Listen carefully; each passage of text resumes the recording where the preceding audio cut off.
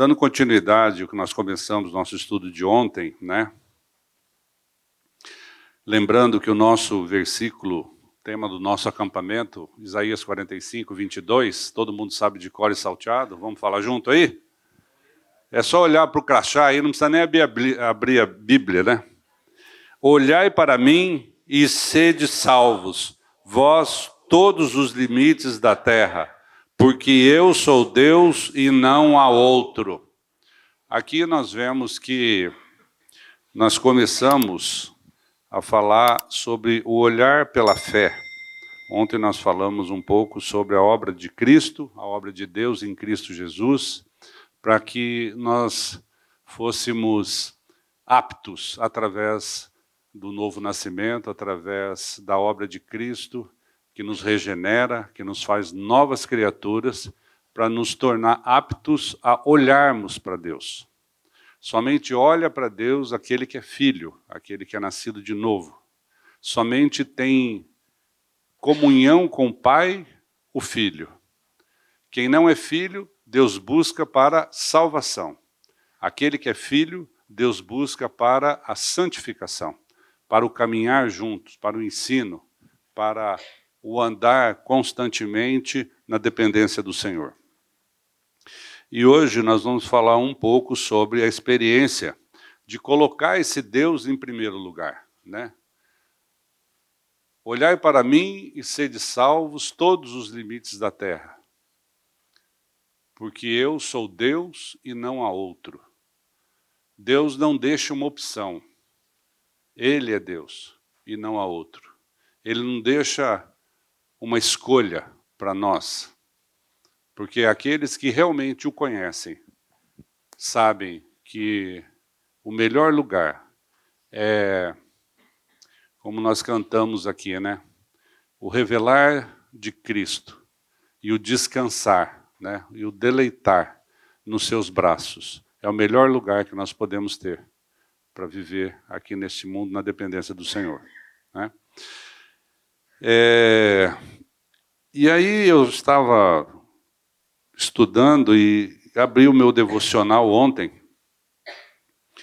E interessante que no reino de Deus não tem coincidência, né? Alguém já disse aqui. Não tem coincidência. Deus vem trabalhar conosco, revelando a sua palavra, revelando a sua vontade e o seu propósito da nossa vida em cada detalhe, em cada coisa. É por isso que a gente fala que o Evangelho, o viver Cristo, é a cosmovisão bíblica. Não é somente aqui, não é somente na igreja, não é somente no grupo de estudo, mas é 24 horas por dia. E o devocional diz assim, olha, descanse, devocional de ontem, 27 de junho. Descanse um pouco ao meu lado.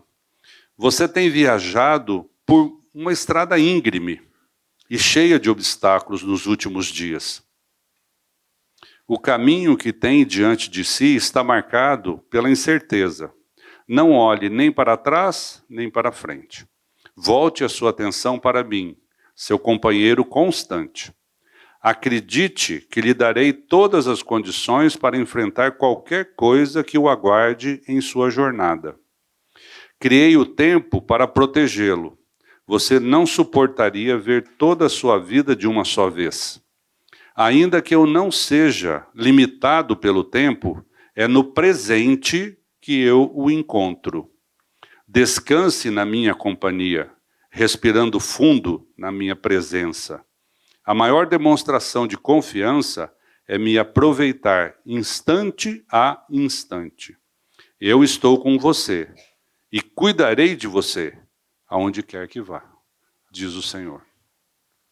Olha que coisa interessante, né? A gente está falando desse assunto, está falando do texto da Palavra de Deus, e no dia do início do acampamento, o devocional traz essa mensagem. Então, por aí a gente vai vendo o quanto Deus nos ama, o quanto Ele quer trabalhar conosco, o quanto Ele quer que a gente olhe para Ele. Mas não se engane. Ele capacita. É Ele que nos faz novas criaturas. É Ele que nos busca. É Ele que inclina o nosso coração ao temor do Senhor. Então, ninguém tem capacidade de buscar o Senhor se antes Ele não te buscar primeiro.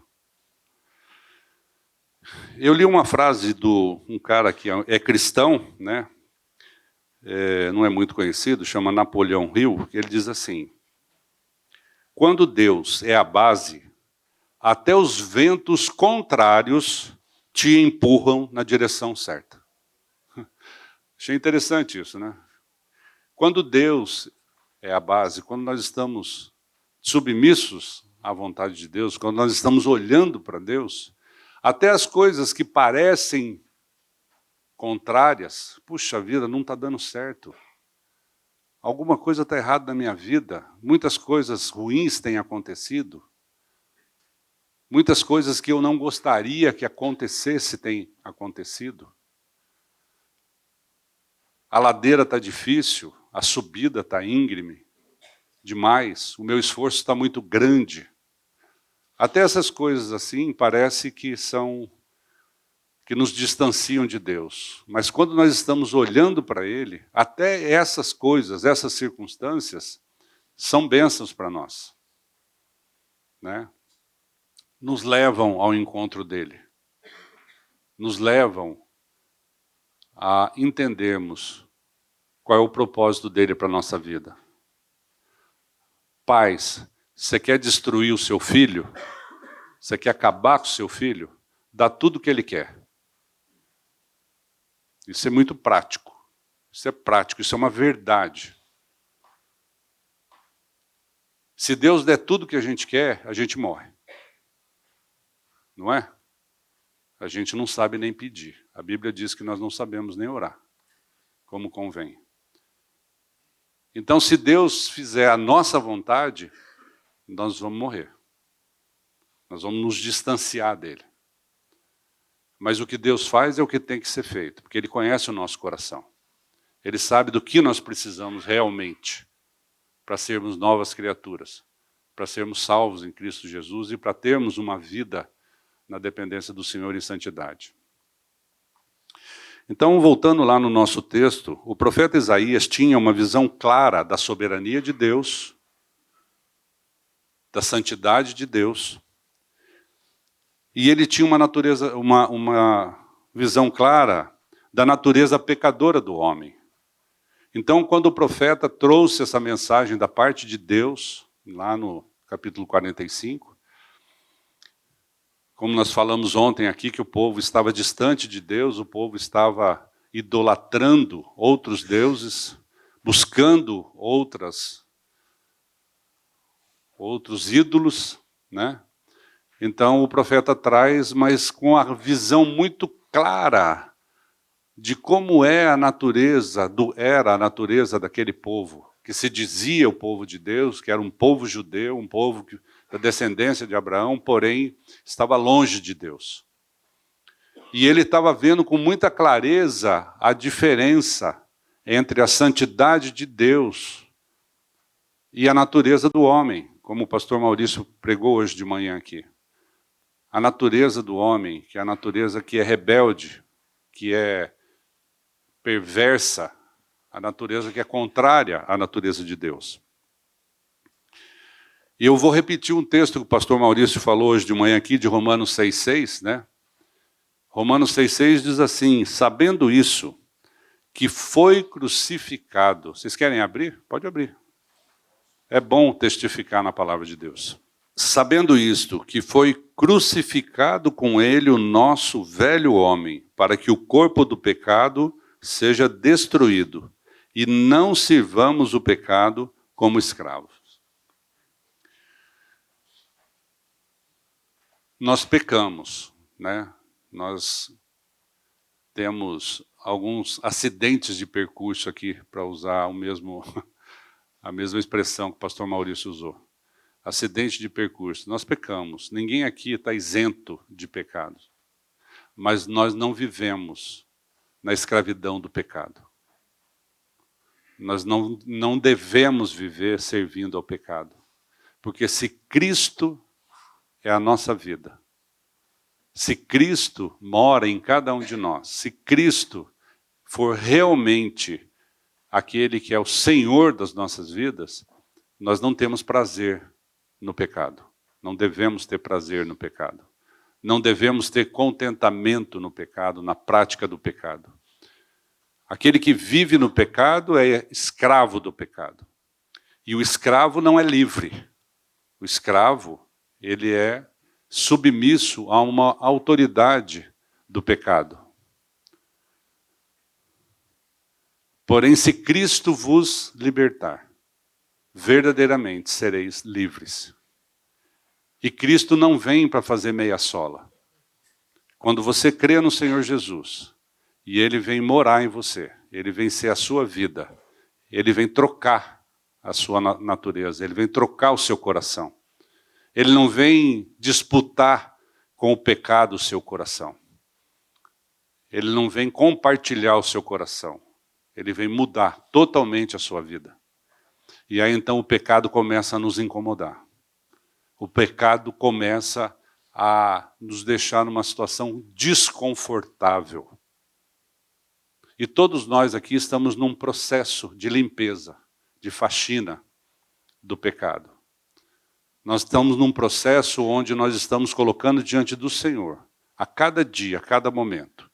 E a palavra de Deus diz que as misericórdias do Senhor se renovam a cada manhã, em nosso favor, em nosso benefício. Se as misericórdias de Deus, e é somente pela misericórdia dele que nós estamos aqui hoje. Se pelas misericórdias de Deus, que são renovadas todas as manhãs, ele trata conosco por essa misericórdia, não por merecimento, mas por misericórdia, então nossos pecados vão diminuindo. Porque nós não temos prazer no pecado. Pecamos, muitas vezes, por ignorância, por circunstâncias. Às vezes a gente não vê outra saída. Mas, Senhor, tem misericórdia. O Espírito Santo vem, no mesmo instante, falar aos nossos corações. Nós pecamos e sabemos que é pecado. Ou não. É na hora. É na hora. É pecado. E onde nós queremos ir com esse pecado? Até onde nós vamos com esse pecado? Até onde nós vamos afagar o pecado? Né? É como eu falei ontem, às vezes a gente pede para o Senhor cura, porque nós não temos nenhum poder. Mas o dinheiro a gente quer administrar. A gente não coloca a carteira diante do trono da graça do Pai, porque a gente quer administrar o nosso dinheiro.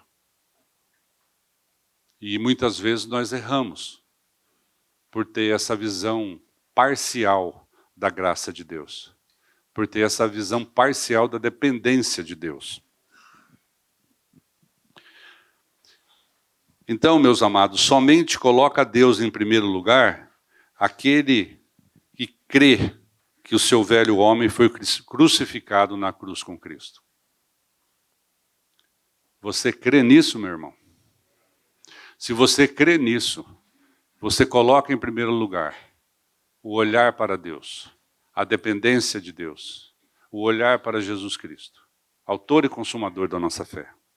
Olhar para Deus por meio de Cristo não é uma religiosidade, não faz parte de um esforço meu, de um esforço seu.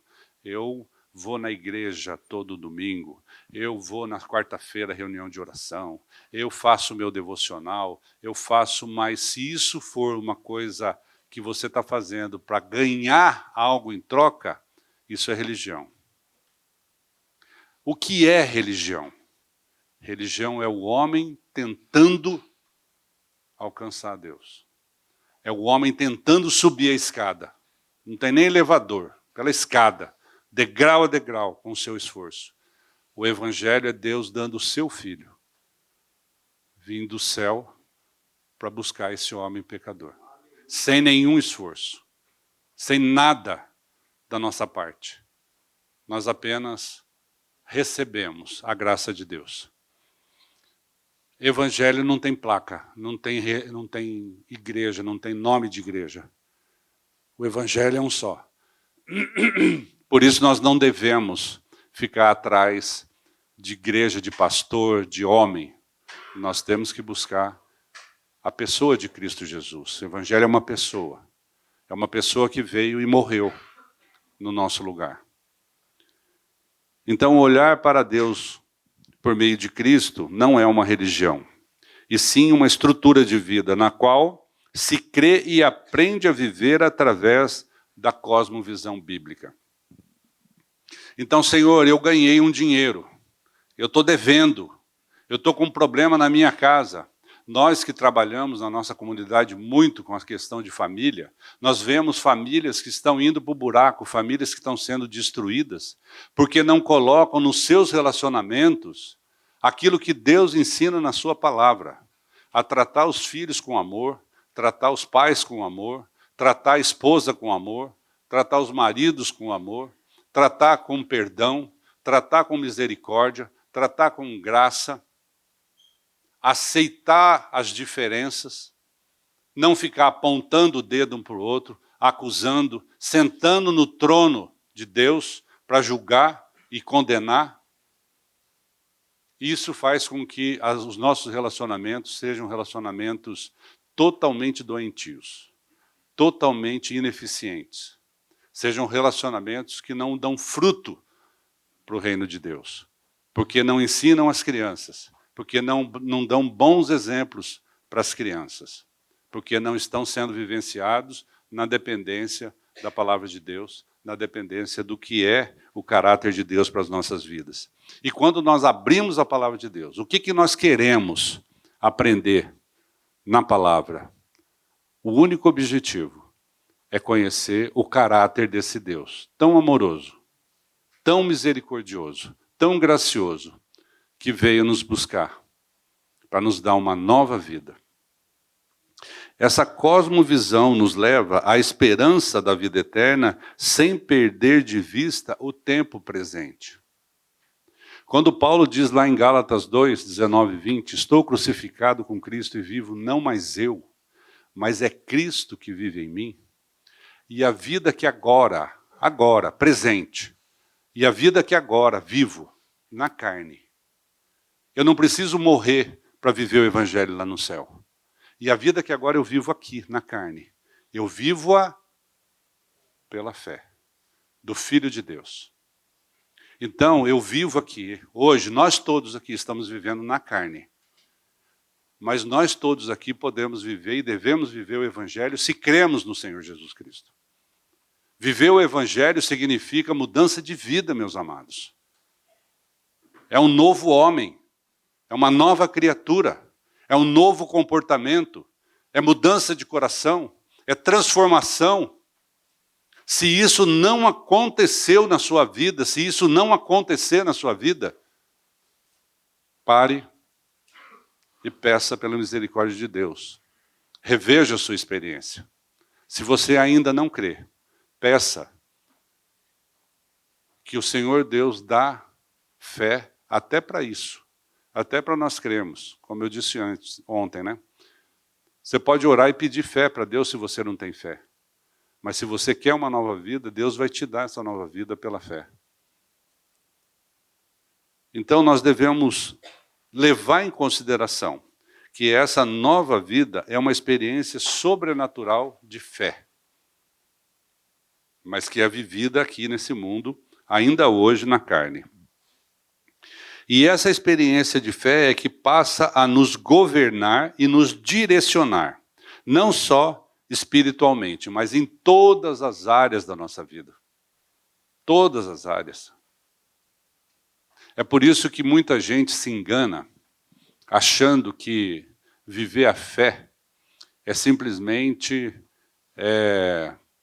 o dia que eu estou na igreja, o dia que eu estou na reunião de oração.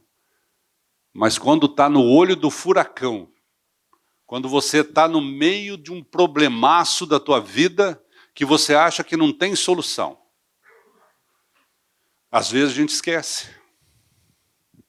Nós esquecemos de orar, de pedir ao Senhor, Pai, eu preciso fazer essa venda, eu preciso visitar um cliente, eu preciso ter discernimento para tomar uma decisão na minha vida, Eu recebi uma oferta de emprego. Eu não sei o que eu faço. Se eu mudo, se eu não mudo. Meu filho tem que mudar de escola. Meu filho está com problema, minha filha está com problema. O que eu faço?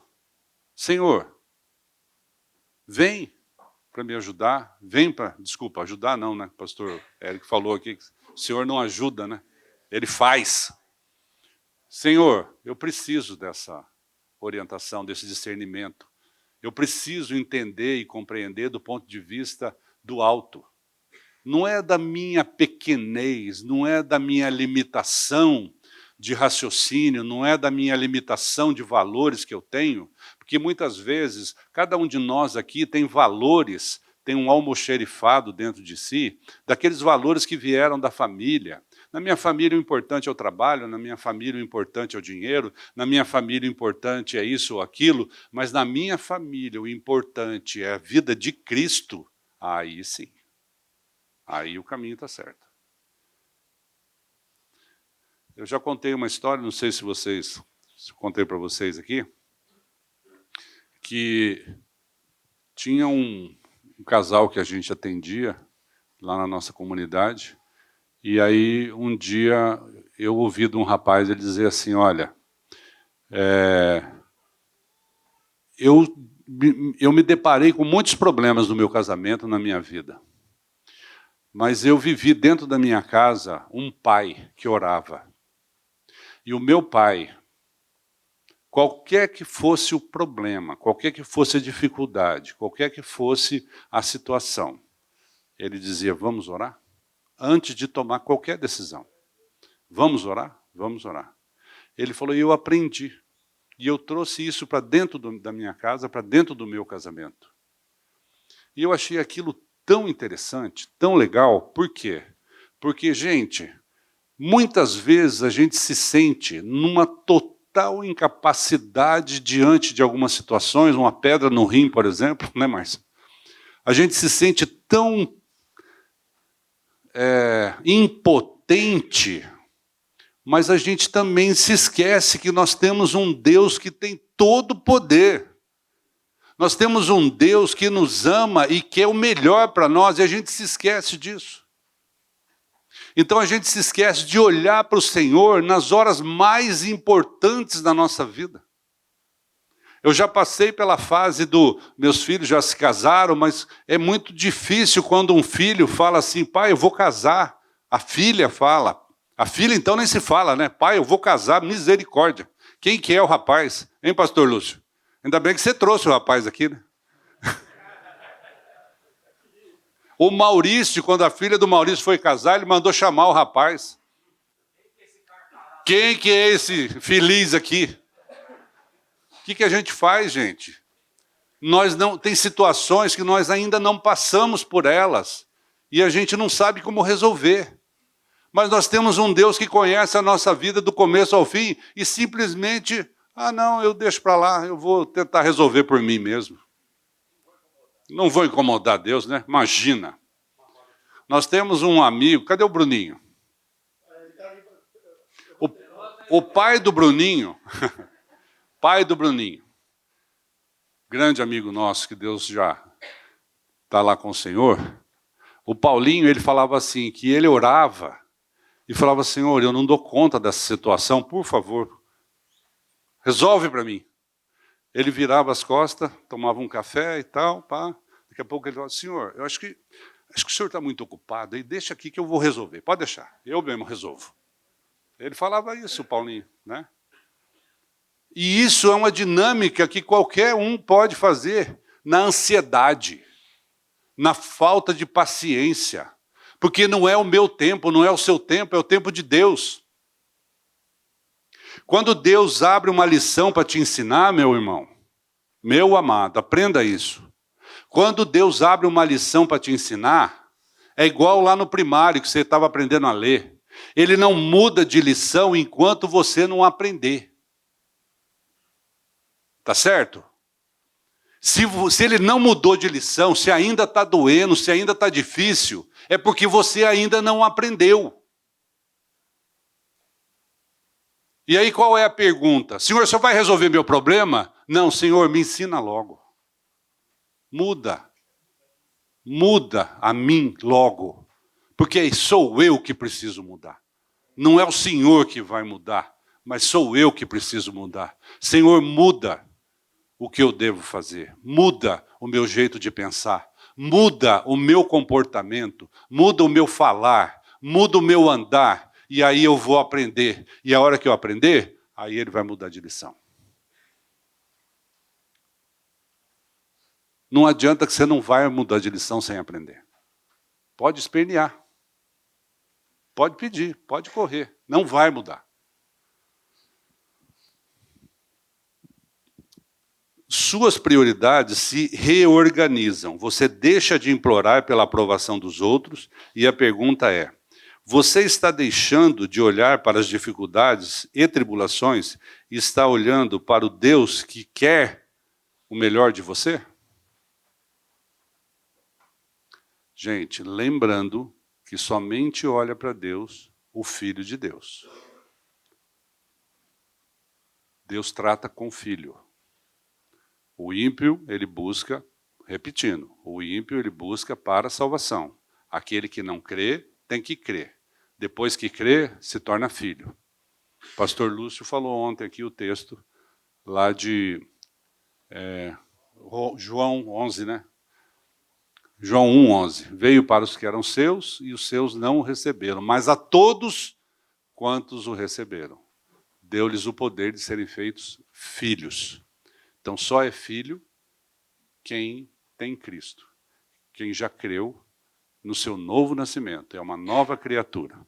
E aí Deus trata com você. Vamos lá então, Hebreus 12, vamos ler esse texto que é maravilhoso, para organizar as nossas prioridades e saber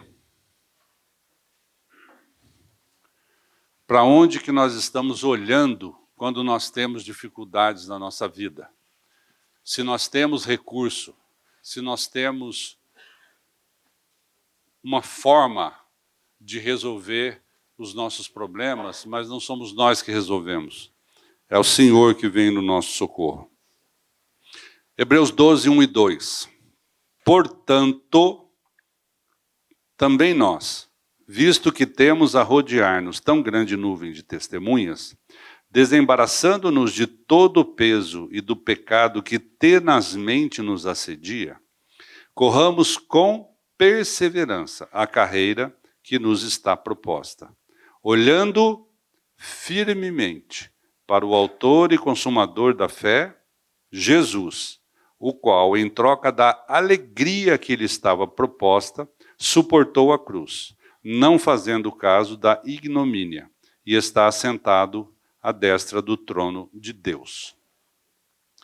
Olhando firmemente.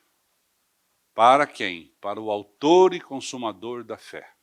Você não tem nenhum poder sobre a sua fé. Você não gera fé. Você não tem condição de ter fé. Mas é olhar para Jesus, que é o autor e consumador da fé. É Ele que vem e coloca a fé em cada um de nós. É Ele que dá, é Ele que abastece os nossos corações. E em troca da alegria. Gente, viver a vida de Cristo na dependência do Senhor significa que, apesar, independente da situação, das circunstâncias, nós temos alegria. Você é capaz de entender isso?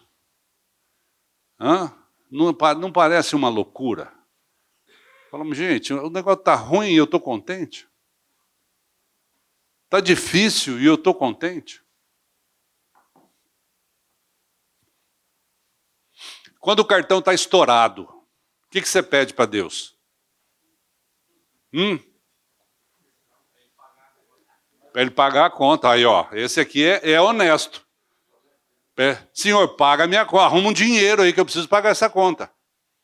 Aí ele arruma o dinheiro, você paga a conta. O que você faz? Estoura de novo. Não é? Porque você não aprendeu, irmão. Você não aprendeu.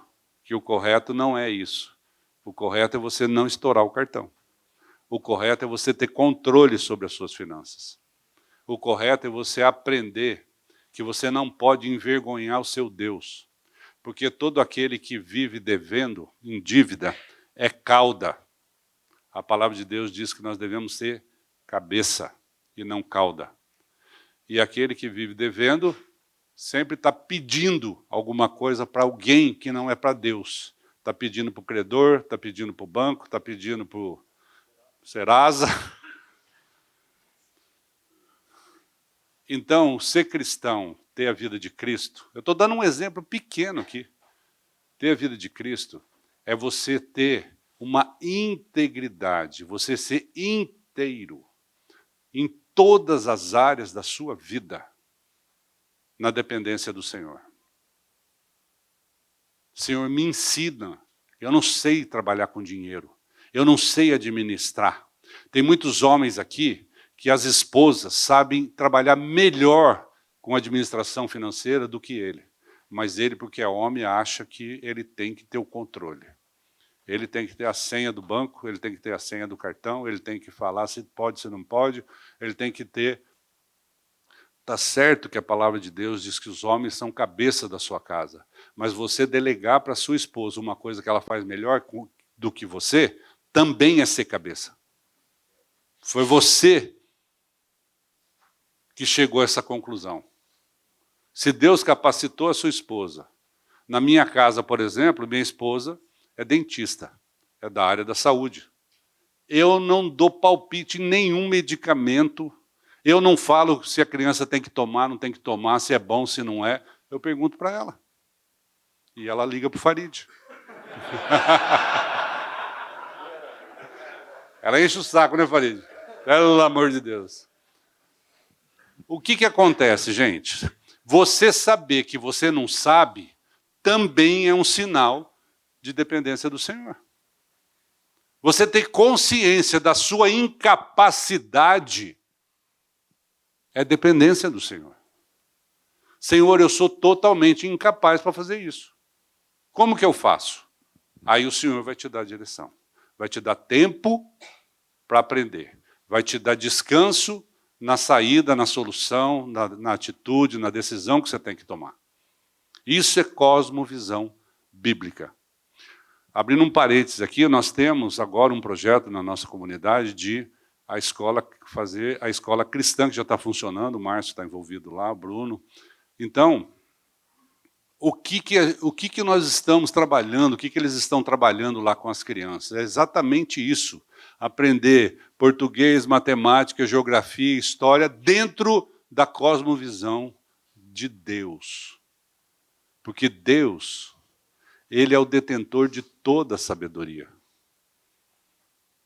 Em Cristo está toda a sabedoria e todo o conhecimento.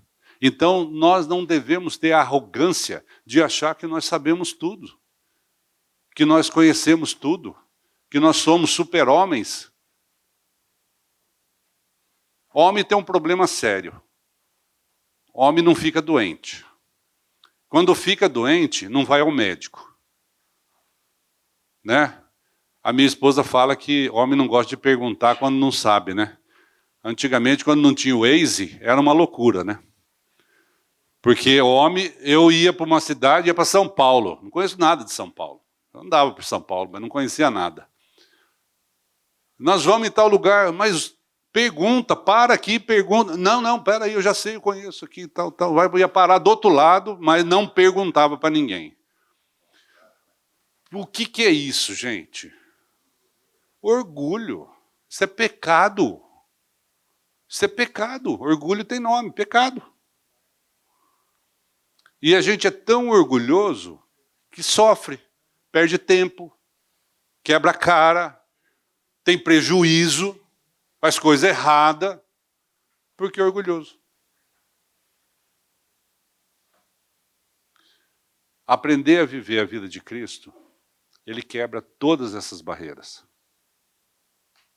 O senhorio de Cristo muda toda a nossa vida, muda o nosso jeito de pensar, muda o nosso jeito de agir, muda o nosso comportamento. Muita gente tem temperamento explosivo, né? Fica nervoso, a mulher fala alguma coisa que você não gosta, você já explode. Não, mas eu sou assim, eu não tenho jeito, eu sou assim. É o meu jeito. Conversa mole. Isso é medo. O cara que é violento, que é explosivo, que é agressivo, que fala alto, que fala palavrão, que xinga, é medroso. Tem medo de perder o seu posto de machão.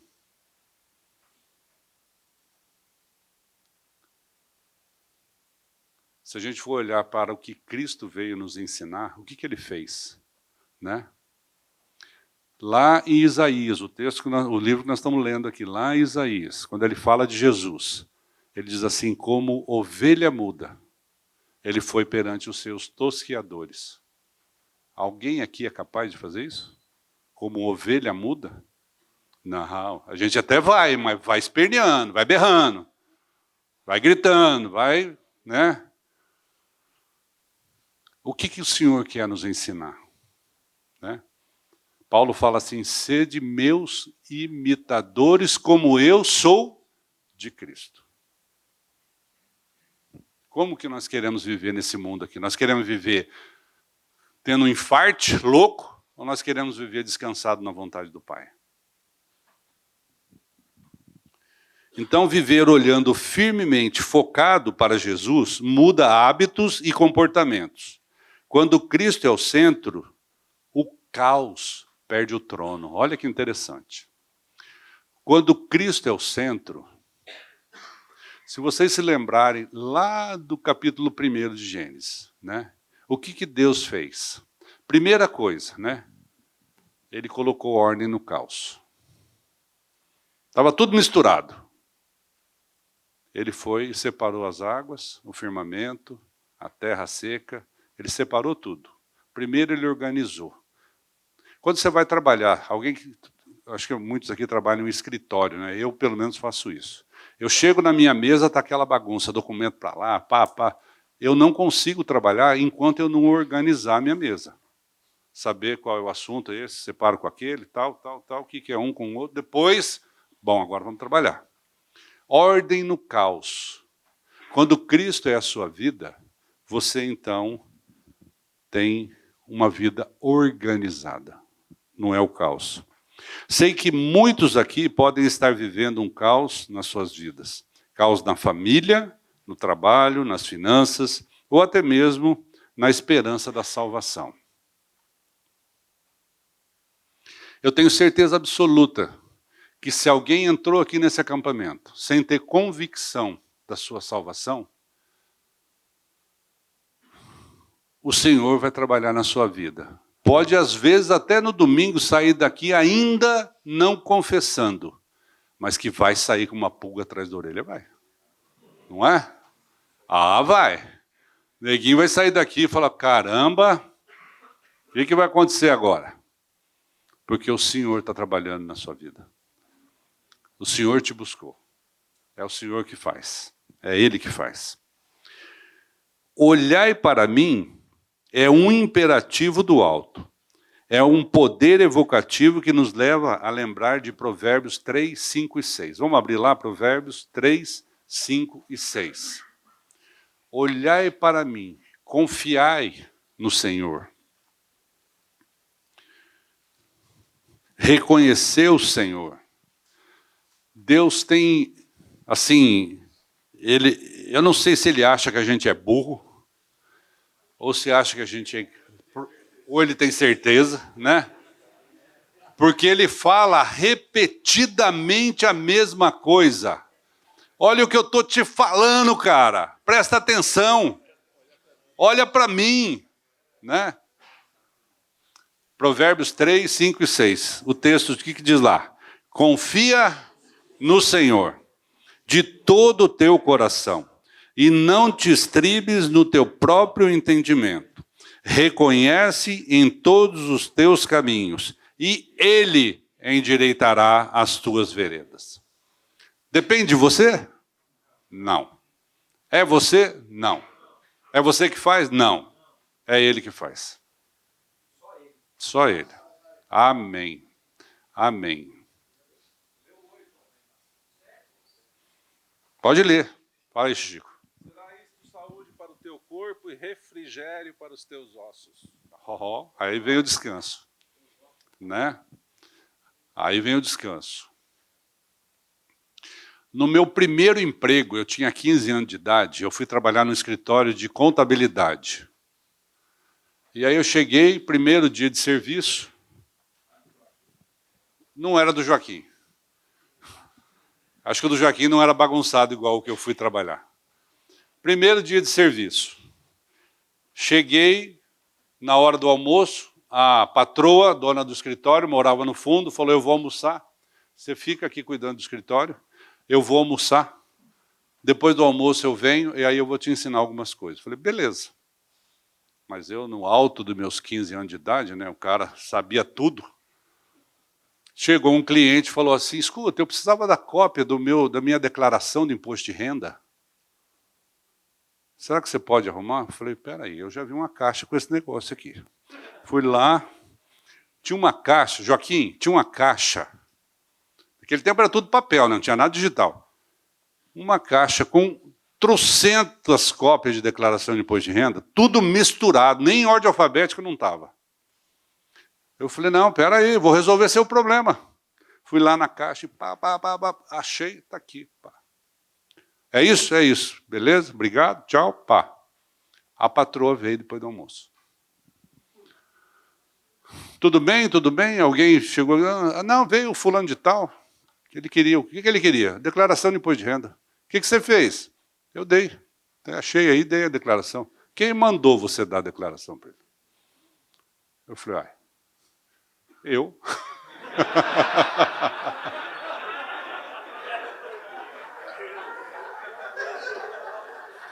Meu, primeiro emprego, primeiro dia, primeira hora.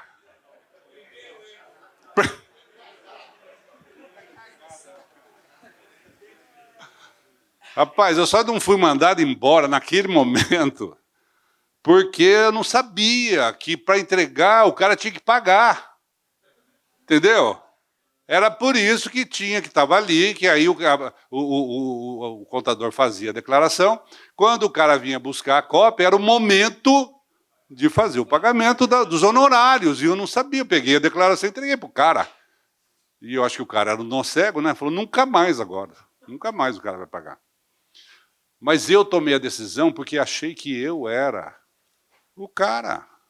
Eu sabia tudo. Eu não, resolvi o problema do cara. Então, gente, quando nós vamos fazer qualquer coisa, a gente pode pensar que nós temos alguma condição, mas nós não temos essa condição. Nós precisamos confiar no Senhor de todo o coração e não nos basear no nosso próprio entendimento, especialmente na questão da fé, não é?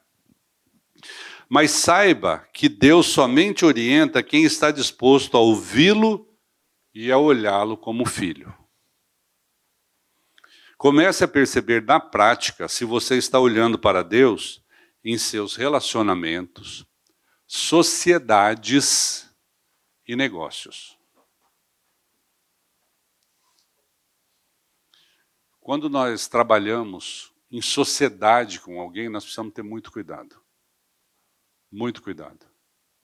Porque muitas vezes nós estamos no caminho, na dependência do Senhor, mas o nosso sócio está querendo outra coisa. Especialmente nos negócios, no casamento, jovens que ainda não se casaram aqui, que vão se casar. Porque o casamento é uma sociedade conjugal, mas é uma sociedade onde você vai andar com essa pessoa pela vida toda.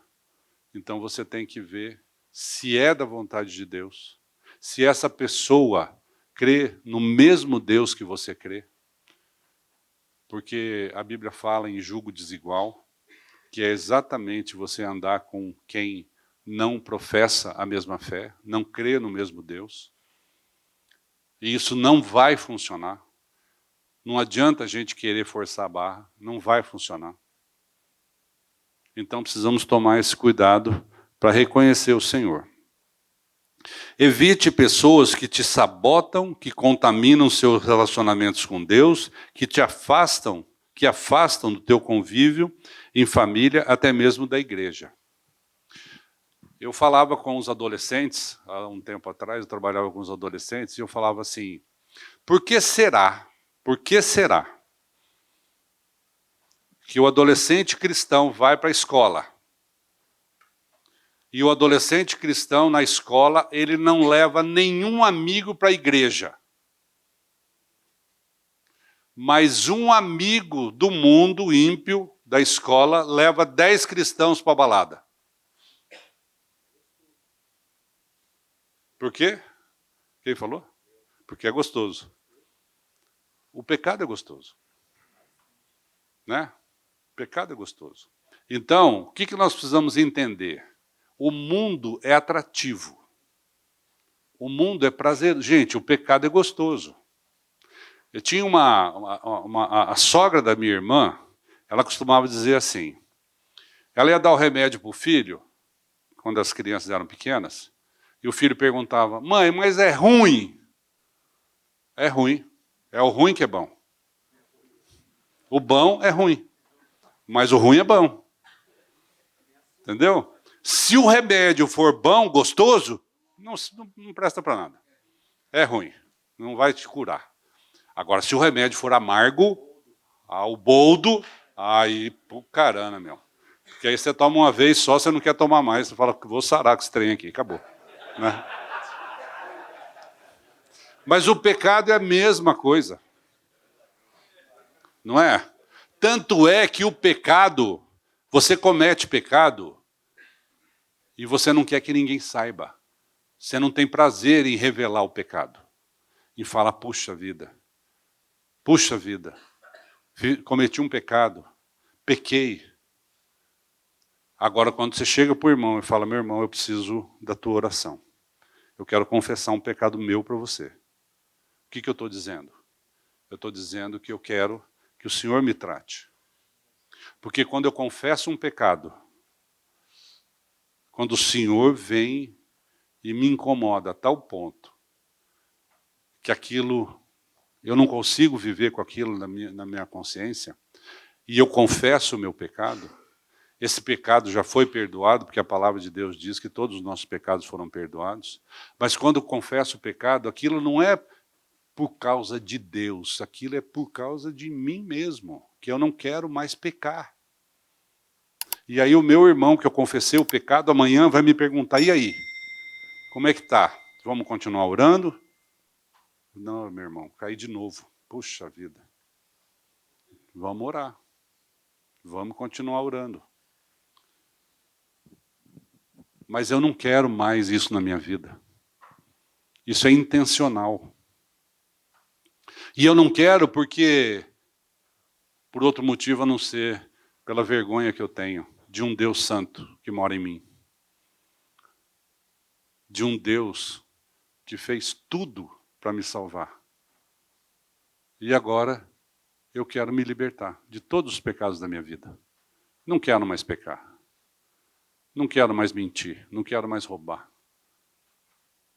Não quero mais ser viciado em pornografia e qualquer outra coisa. Um dia a gente estava na reunião de homens, e aí um irmão que fumava, olha só, ele fumava. Ele ia no estudo bíblico e tal, e ele, no final de um dos estudos, ele veio falar comigo e falou, Mário, cara, eu acho que para mim não tem jeito. Para mim não tem jeito. Eu falei, por quê? Ele falou, rapaz, eu venho aqui, eu ouço a palavra, eu creio, eu quero isso para a minha vida, mas eu saio ali fora, eu não consigo não fumar. Eu falei, meu irmão, você acha que é o cigarro que vai te levar para o inferno? Não é o cigarro, não é a cachaça que vai te levar para o inferno. Então, meu irmão, fica tranquilo. Não é que pode beber, mas não é pode continuar vendendo. Mas não é. Então as pessoas acham que são comportamentos que levam para o inferno. O que leva para o inferno é a iniquidade, é a velha natureza, é a rebeldia contra Deus, é não nascer de novo, é não crer no Senhor Jesus. Isso leva para o inferno. Quando Paulo falou lá para o carcereiro, crê no Senhor Jesus, ele não falou assim, ó, crê no Senhor Jesus, deixa de fumar, deixa de beber e deixa disso, daquilo. Não, creia, somente. Nasceu, está condenado, exatamente. Por isso que é nascer de novo. Aquele que nasce apenas uma vez, morre duas. Mas aquele que nasce fisicamente e depois nasce espiritualmente, só morre uma. Porque depois, espiritualmente, é vida eterna. Não tem mais morte. Passou da morte para a vida, exatamente. Então, aí você fala assim, mas é só isso. Mas é tão fácil. É isso. Fala, Hélio. 5 minutos. Está lá, o Hélio é o meu cronômetro. Então, gente, evite pessoas que te afastam de Deus. Muitas pessoas te afastam de Deus. Muitas pessoas te levam, querem te levar para outros caminhos, né? Mas o cristão é posicionado, uma palavra muito usada hoje no meio empresarial aí, né? Posicionado, né? O cristão não pode ser o cristão 007, né? Agente secreto, ninguém sabe que eu sou cristão. Eu sou cristão e todo mundo deve saber que eu creio em Cristo Jesus. Como eu falei ontem, de eu pegar a Bíblia, colocar embaixo do braço e passar no meio da praça, e o pessoal, coitado, né? O cara tão bom, agora está com a Bíblia embaixo do braço. Ficou louco. Não estou nem aí. Que eles saibam. Porque eu sei em quem tenho crido, como diz a palavra. E eu sei para onde eu vou depois que eu morrer. Agora eles eu não sei. Não se assuste com as mudanças que vêm de Deus. Aprenda a discernir as tentações que vêm disfarçadas de oportunidades. Olha só, as portas abertas que não são bênçãos. Muitas vezes a gente fala, nossa, mas está tão fácil que isso é de Deus. Né? Eu vou na boate, a porta está escancarada. Mas a Bíblia diz que a salvação, a porta é estreita, não é a porta escancarada. Mas muitas vezes as portas abertas não são bênçãos. E as portas fechadas podem não ser derrotas, mas um aprendizado. Agora não. Para as crianças a gente fala, ó, tem 3 sinais. Tem o vermelho, amarelo e o verde. Orou, vermelho. Não. Amarelo, espere. Verde, sim. Resposta de Deus. Muitas vezes Deus diz não para as nossas orações. Não. Pronto. E aí quando você era pequeno, mas por que não? Por que não? Acabou. Não é isso que teu pai falava, tua mãe? Não é? Quando Deus fala não, gente, você pode ter certeza que é para o teu bem. Você pode ter certeza que você orou pedindo uma besteira, uma coisa que vai dar problema lá na frente. Deus nunca te guiará por lugares que Ele não vai caminhar junto com você.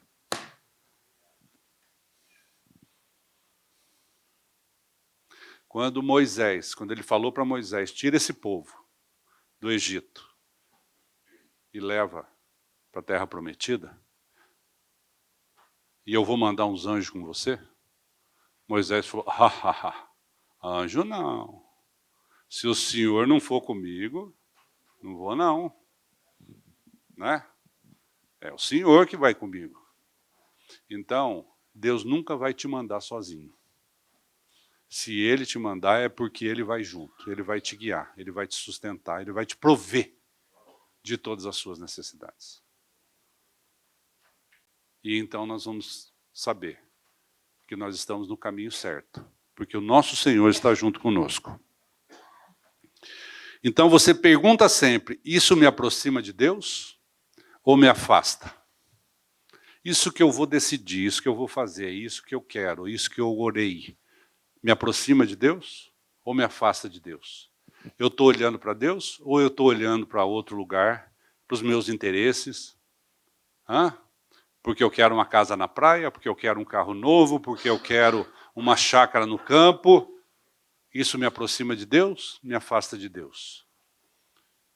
Isso é para a glória de Deus ou é para o meu prazer, para o meu deleite?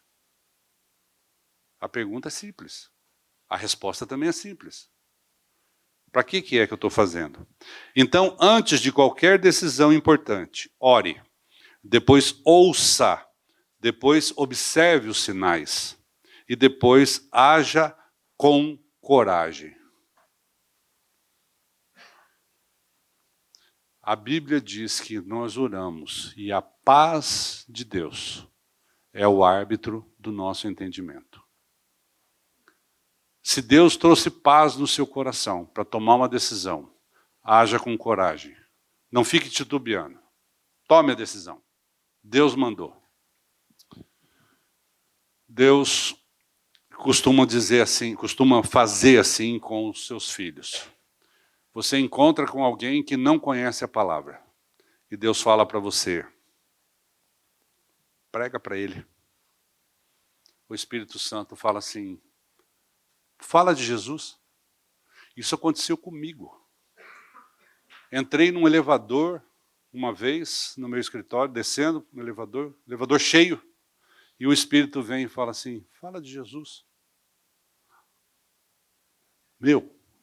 No elevador cheio de gente, vou falar de Jesus aqui? Como é que é isso? Que doideira é essa? Fala de Jesus. Confesso para vocês que eu me acovardei. E eu não falei de Jesus. Depois eu chorei diante do Senhor. Eu sei que ele não dependia de mim. Eu sei que não é por causa da minha covardia que alguém foi para o inferno. Porque o Senhor, quando ele quer, ele faz. Só que eu fiquei sem a alegria de poder compartilhar daquilo que Deus tinha mandado eu fazer e eu não obedeci. Pois é. Um dia, Maurício, entrei no elevador de novo com outro pastor que foi lá me visitar. E aí, eu num canto do elevador e ele no outro canto. De repente, do nada, elevador cheio, 6 horas da tarde. Ele falou, Mário, você já viu falar em novo nascimento?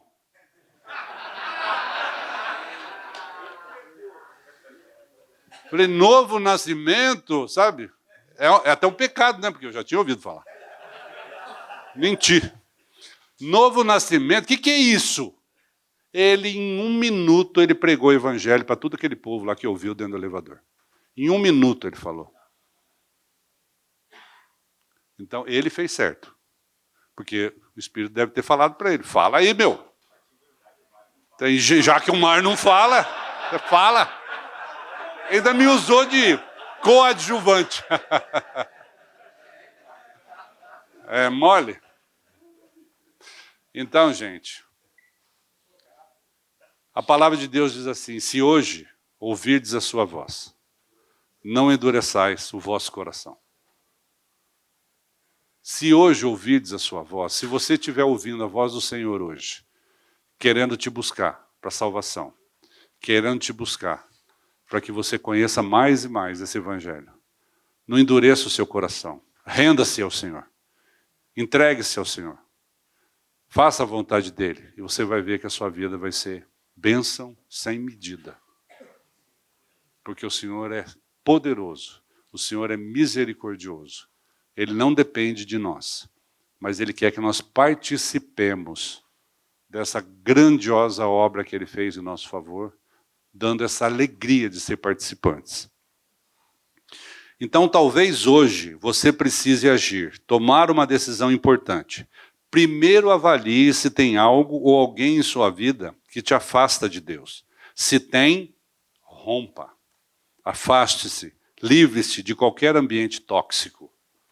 E isso é muito fácil de nós entendermos. Muito fácil. Nós precisamos nos render à vontade do Senhor e caminhar na sua direção. Encontre paz na presença do Pai. Nós podemos estar vivendo atribulados. Nós podemos estar vivendo angustiados. Nós podemos estar vivendo longe da presença do Pai, com as nossas vidas totalmente caóticas. Mas nós somente encontramos paz na presença de Deus, olhando para Deus. Gente, para encerrar então, eu vou chamar um texto aqui final com vocês de Filipenses 3. Porque nós precisamos viver com Deus no centro da nossa vida, no centro dos nossos pensamentos, no centro das nossas emoções, no centro dos seus relacionamentos. Com isso, nós vamos errar menos e teremos mais paz. O texto de Filipenses 3, que Paulo escreve aos Filipenses, né? Andemos nós também conquistados por Cristo, esqueçamos das coisas que para trás ficam e prossigamos para o alvo. 3, 12 a 14. Filipenses 3, de 12 a 14. Paulo, já no final do ministério dele, final da vida dele, ele escreve esse texto que vai nos dar uma direção daquilo que deve ser também a nossa vida, né? É uma declaração muito importante. Paulo diz assim: não que eu o tenha já recebido ou tenha já obtido a perfeição, né? Ninguém aqui é perfeito. Mas prossigo para conquistar aquilo para o qual também fui conquistado por Cristo Jesus. Irmãos, quanto a mim, não julgo havê-lo alcançado, mas uma coisa faço, esquecendo-me das coisas que para trás ficam e avançando para o que diante de mim estão, prossigo para o alvo, para o prêmio da soberana vocação de Deus em Cristo Jesus. Essa deve ser a nossa oração. Nada é mais importante do que a vida de Cristo em nós. Nada deve ser o nosso outro alvo, a não ser prosseguir para essa vida, para a soberana vocação que nós temos em Cristo Jesus. Amados, nós precisamos entender que a nossa vida não se resume em 80, 90 ou 100 anos. Isso para Deus é um estalar de dedo, né? Por isso que ele fala que um dia é igual a 1000 anos, 1000 anos é igual a um dia, porque para Deus não tem tempo. Então, 100 anos de vida para nós parece que é o suficiente, parece que é o bastante. Mas a promessa de Deus é que nós temos uma vida eterna, que não se acaba, juntamente com Ele. Onde não vai ter choro, não vai ter ranger de dentes, não vai ter sofrimento, não vai ter doença. É uma vida eterna em perfeição com Deus. E se o Espírito Santo te incomodar para você pregar o Evangelho, pregue o Evangelho. Fale de Jesus. Ah, eu não sei falar. Fale aquilo que Ele fez e faz na tua vida hoje. Fala sobre o testemunho que você pode dizer. Fala aquilo, por exemplo, que o Lucas falou, acabou de falar. Olha, eu vivia desse jeito, mas o Senhor mudou minha vida. E hoje, o cartão de crédito continua estourado? Continua, mas eu tenho paz, porque eu estou aprendendo. O Senhor está me ensinando. Ele está mudando o meu comportamento, o meu jeito de viver. Paizinho querido, nós te louvamos, te agradecemos pela palavra, pelo teu consolo, pelo teu conforto, pelo descanso que nós temos em Cristo Jesus. Pai, inclina os nossos corações, os nossos olhos, Pai, a Ti mesmo. Não permita que nós andemos olhando para as circunstâncias, para qualquer outra coisa que não seja para a vida de Cristo, para o descanso que nós temos na Tua presença, para a dependência que nós temos e a submissão que nós devemos ter através da obediência à Tua palavra. Pai, muito obrigado, porque o Senhor tem feito milagres e maravilhas no nosso meio.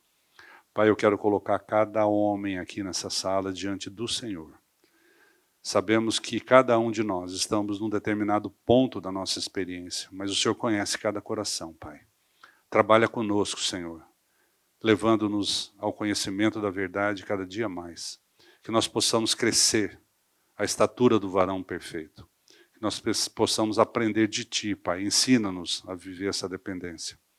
Pai, muito obrigado pela vida de cada um aqui. E assim nós oramos, Pai, em nome de Jesus. Amém.